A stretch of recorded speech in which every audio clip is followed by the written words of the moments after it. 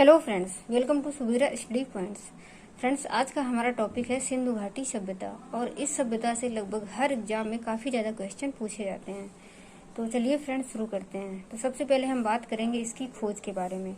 इसकी खोज की अगर हम बात करें तो 1826 के आसपास चार्ल्स मैसन ने ऐसा अनुमान लगाया कि यहाँ पर कोई सभ्यता है। मतलब उन्होंने ऐसा अनुभव किया कि यहाँ पर कोई सभ्यता है और इसका जिक्र उन्होंने अपनी पत्रिका नैरेटिव ऑफ जर्नी में किया। उसके बाद 1853 से 1856 के आसपास अलेक्जेंडर कनिंघम ने काफ़ी प्रयास किया इस सभ्यता के बारे में पता लगाने का, किंतु वे पूरी तरीके से सफल नहीं रहे। मतलब उन्होंने कई बार ट्राई किया, काफ़ी बार दौरा किया इस जगह का, लेकिन पूरी तरीके से जानकारी प्राप्त करने में वो सफल नहीं रहे। उसके बाद 1521 ईस्वी में जॉन मार्शल, जो कि भारतीय पुरातत्व सर्वेक्षण विभाग के महानिदेशक थे, इन्होंने इस सभ्यता का पता लगाया और खुदाई का आदेश दिया। तो इन्हीं के नेतृत्व में दयाराम साहनी ने यहाँ की खुदाई करवाई और दयाराम साहनी ने इस सभ्यता के बारे में पता लगाया। तो अगर खोज की बात की जाए कि इस सभ्यता की खोज किसने की, तो दयाराम साहनी ने। और किसके नेतृत्व में, तो जॉन मार्शल को हम टिक करेंगे। दयाराम साहनी ने हड़प्पा सभ्यता की खोज की और राखलदास बनर्जी ने मोहनजोदड़ो की। अब हम इसके काल के बारे में बात कर लेते हैं। तो कालक्रम के बारे में काफ़ी मतभेद है, लेकिन फिर भी हमने यहाँ पे दो टाइम पीरियड लिखे हुए हैं, एक जॉन मार्शल का और एक जो सर्वमान्य है। तो जॉन मार्शल का इसलिए लिखा है क्योंकि इन्हीं के नेतृत्व में यहाँ की खुदाई हुई थी और इन्होंने 3250 बीसी से 2750 बीसी इसका टाइम पीरियड माना हुआ है। और वैसे सर्वमान्य जो टाइम पीरियड है वो है 2500 बीसी से 1750 बीसी। नामकरण की बात करें तो इसे सिंधु घाटी सभ्यता भी कहा जाता है और इसी को हड़प्पा सभ्यता भी कहा जाता है। सिंधु घाटी सभ्यता इसलिए कहा जाता है कि इसकी जो पहले खोज हुई थी वो सिंधु घाटी नदी के किनारे ही ये सभ्यता पाई गई थी और इसका जो पहला नगर था वो हड़प्पा ही था, इसलिए इसे हड़प्पा सभ्यता के नाम से भी जाना जाता है। इसके बाद इस सभ्यता की विशेषताओं की अगर बात करें तो यह एक नगरीय सभ्यता थी, कांस्य युगीन सभ्यता थी, आद्य ऐतिहासिक सभ्यता और शांतिप्रिय सभ्यता थी। इसके अलावा व्यापार प्रधान थी। तो आद्य ऐतिहासिक का मतलब ये है कि यहाँ पर लिखित जानकारियाँ तो प्राप्त हुई हैं लेकिन उन्हें अभी तक पढ़ा नहीं जा सका है। और शांतिप्रिय सभ्यता इसलिए क्योंकि यहाँ पर जो भी साक्ष्य मिले हैं उनसे किसी भी युद्ध के बारे में नहीं पता चलता है, ना ही मतलब हथियार वगैरह कुछ नहीं मिले हुए हैं। और ये सभ्यता व्यापार प्रधान थी, क्योंकि लगभग हर सभ्यताएं कृषि प्रधान हुआ करती थी, लेकिन जो सिंधु घाटी की सभ्यता थी वो व्यापार प्रधान सभ्यता थी। इसके बाद इसके विस्तार के बारे में अगर देखें तो मांडा, जो कि जम्मू कश्मीर में, और आलमगीरपुर, जो कि उत्तर प्रदेश में है, हिंडन नदी के किनारे, और मांडा चिनाब नदी के किनारे है। दैमाबाद महाराष्ट्र, गोदावरी नदी के किनारे, और सुतकांगे डोर बलूचिस्तान, जो कि पाकिस्तान में है, और ये है दास नदी के किनारे। तो इसका विस्तार इस एरिया में है, जिसको लगभग अगर मिलाएं तो ये त्रिभुजाकार आकृति प्राप्त होती है। तो हम कह सकते हैं कि जो हड़प्पा सभ्यता का विस्तार था वो त्रिभुजाकार पाया गया है। और इसका जो विस्तार है वो 3 देशों में पाया गया, एक अफगानिस्तान, पाकिस्तान और भारत। और इसके जो सबसे ज़्यादा स्थल हैं वो भारत में पाए गए हैं, लगभग 900 स्थल।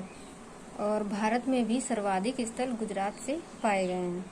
अब हम बात करेंगे इसके सामाजिक जीवन के बारे में। तो सामाजिक स्वरूप कैसा था?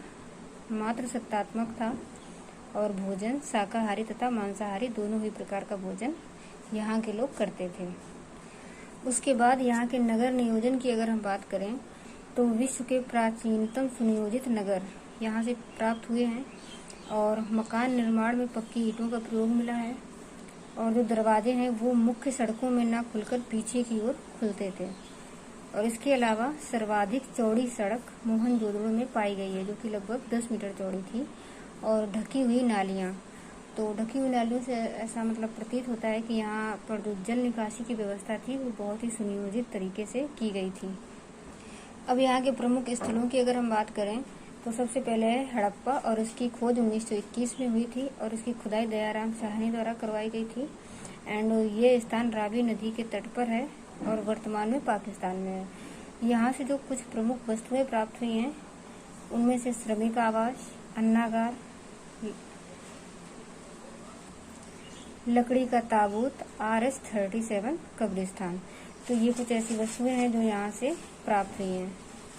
उसके बाद मोहनजोदड़ो की अगर बात करें तो इसकी खोज 1922 में हुई थी और इसकी खोज की थी राखालदास बनर्जी ने, जो कि सिंधु नदी के तट पर है और वर्तमान पाकिस्तान के सिंध प्रांत में लरकाना जिला में है। और इसका जो अर्थ होता है, मोहनजोदड़ो का अर्थ होता है मृतकों का टीला।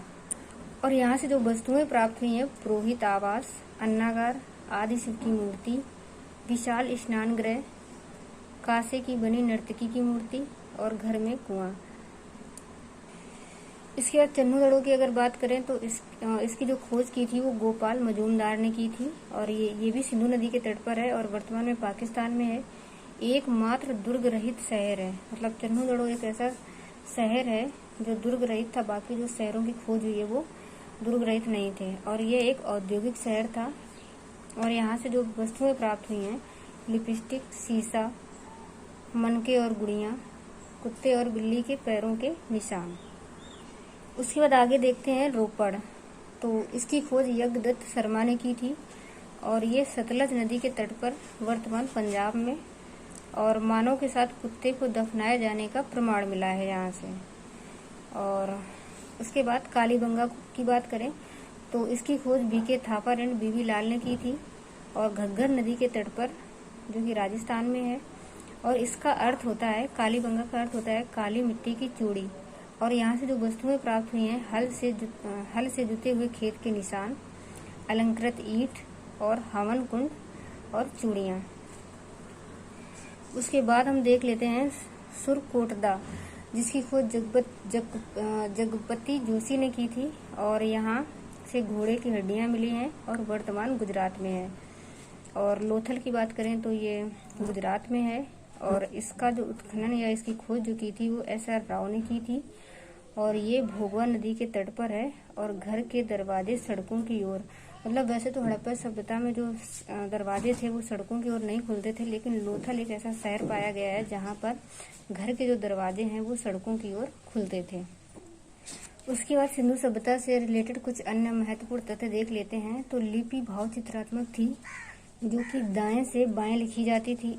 उसके अलावा सैंधववासी विश्व में कपास के प्रथम उत्पादक माने जाते हैं, मतलब जो कपास का उत्पादन किया था सबसे पहले वो सैंधववासियों ने किया था और उनके कपास का नाम था सिंडोन।